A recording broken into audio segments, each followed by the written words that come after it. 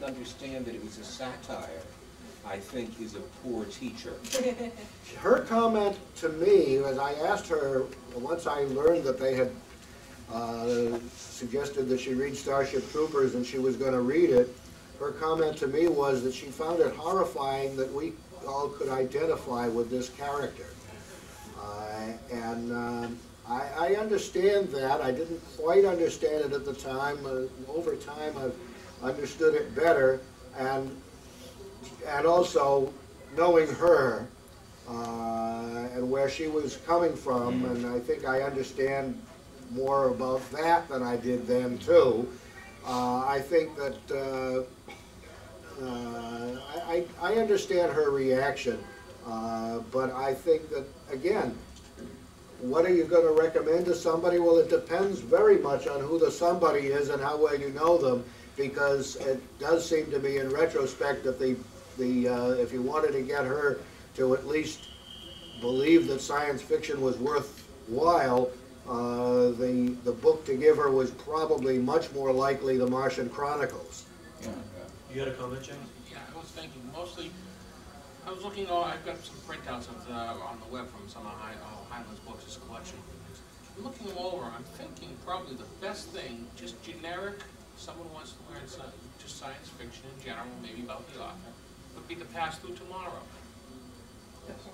Yes. The past A collection of short stories. Is there a collection of short stories? Which ones? Well, it's This is the Past Through Tomorrow is the Future Histories collected into one volume. Pretty much is writing mostly from 39 to 41. Yeah. With a few later things. A few later things, but But there's some things that are relevant today. Oh, very much so. The reason, I'll give you an example. Delilah and his space rigger, because of, coexistence in space, male, female, just on the space station. You know, I mean, you have like, I'm not trying to make any kind of political editorialization here, but if you have, say, President of the United States who is very religious based, now, I mean, you know, Romney, I believe, whatever. You have, you can also go over, if this goes on. I mean, Coventry. I mean, hey, isn't that the Patriot Act a little bit? There's so much in what he wrote about that would, he covered so much sociology. Yeah. And There was so much religion. ground. How do you have so much to pick from? But I'm talking about, he not only did that sort of thing, sociology, religion, military organizations, racial issues, but he also was groundbreaking in his science writing. He did a lot of space travel, and he worked it out as an engineer how it would work in space, and he did it earlier than anybody else. And we all become used to it in the culture because it's been passed on from one science fiction writer to another. But he's the one that originated. He did so much about time travel that was really well done. Heinlein did the definitive time travel. Definitive time. Same story. And he did, parallel dimensions. He did life extension. He did nuclear energy. Way before it was discovered. I mean, really. And he had really alien aliens, and he had self-aware computers. He had so much, and so many. He had certain short stories where he concentrated on one of those topics, and then he had novels where he had several of them. One thing I was going to also comment on, I think one of the short stories which I think is absolutely brilliant, not only because of just at the time it was groundbreaking theory, which actually turned out to be more fact, was Searchlight. Right. Because basically you're using a laser beam oscillated to make a sound, break it up into 88 keys for the blind Betty who basically she can't see but she knows the tones of the piano, and that's how they find her on the moon. No, that was like a and again that's 1960. That's about 5-6 pages. But it's 1962. Basically, they just started with this. I mean, and again, some of the stuff is very prophetic. He actually was able to look down the road to say, okay, there's a good possibility this is going to happen. That was the one that came out of his own experience from the Navy, Searchlight. Oh yeah, because I think that's his history. That's just was shortly before he had to retire. I think the most amazing. World War II, I think. I know, he was before, I was before World War II. 36, 37. Oh, Yeah. just before the war. Yeah, and then he said, then he went back in doing some technical stuff during the war. He, Engineer, thank you.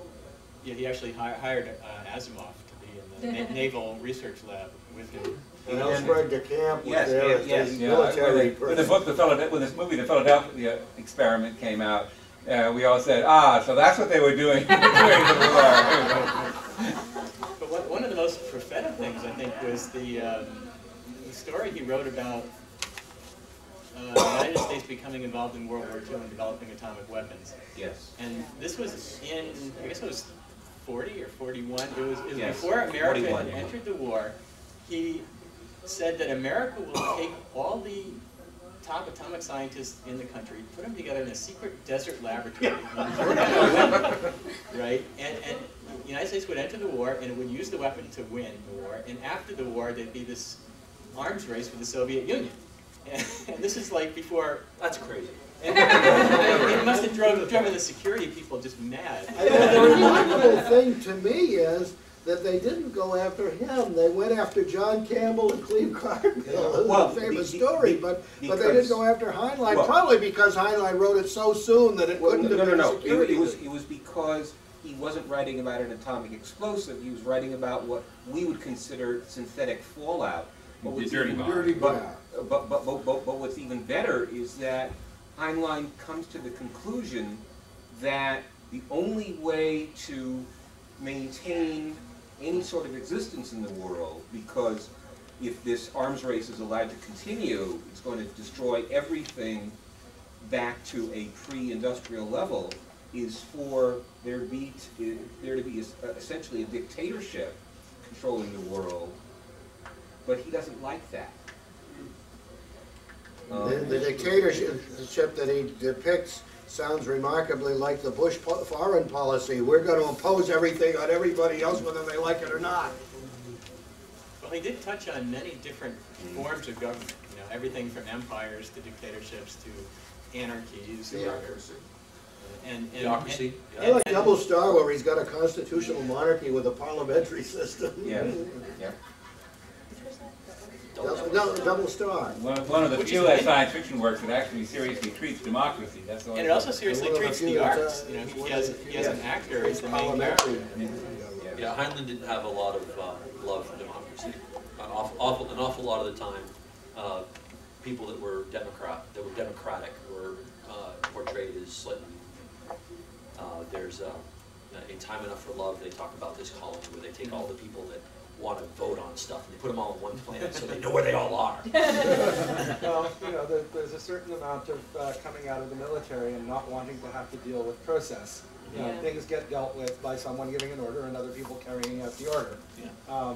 You know, someone has to decide essentially, which isn't necessarily true, or it isn't necessarily true all the time, but it's certainly a good rule of thumb for an awful lot of emergency situations. So Heinlein, in his opinion about democracy, agrees with George Washington and Benjamin Franklin. Democracy classically is one of the evil forms of government that you have to protect people from. Democracy, oligarchy, and I forget what the...